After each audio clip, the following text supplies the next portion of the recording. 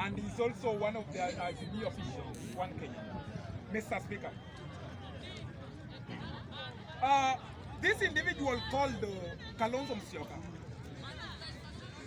There was a time, Mr. Speaker, and we must not forget. There was a time.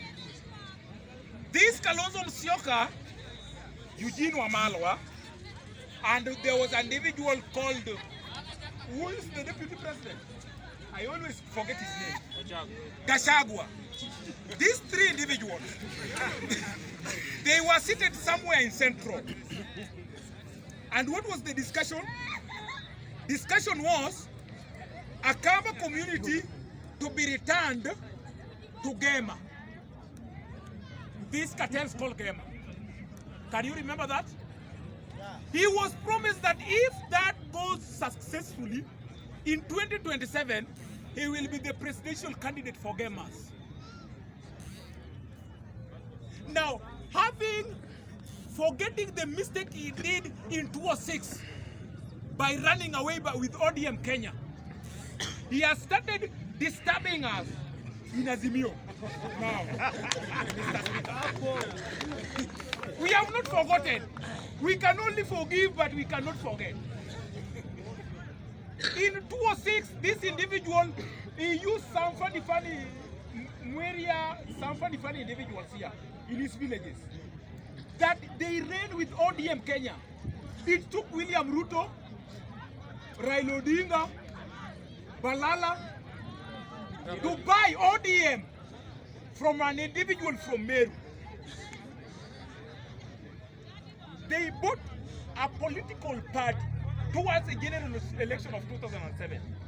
So this individual want to hold Raila Odinga hostage so that Raila Odinga can just oppose William Ruto so that they have that division in Kenya. Ile ya kucheza cheza, thinking that in 2027 the Gamer community will support him for presidential election in Kenya. We have never forgotten. And if Kalonzo Musyoka can forget what he did in 2006, he want to repeat it in 2026, 2027. Barely 20 years later. My friend, I'm asking you not to forget what he did in 2006. Never forget. Maybe you are not born. Were you born? Maybe you are not born. But I'm giving you this seriously. These are reasons that you must know.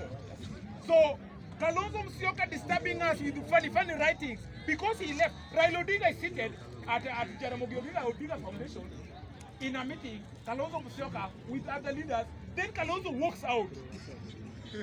He walks out. He comes back when Raila has already left with media, with a certain paper written with an unknown person. And Kalonzo want to read this thing that Raila has agreed that this is what Azimio is saying.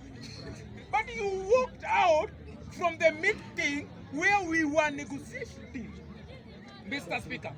Kalonzo, nobody, it was just a time he was up, ilikuwa usiku, people were leaving.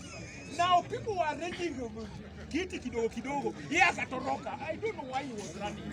But we will never forget what he did in 2007. Thank you, Mr. Speaker.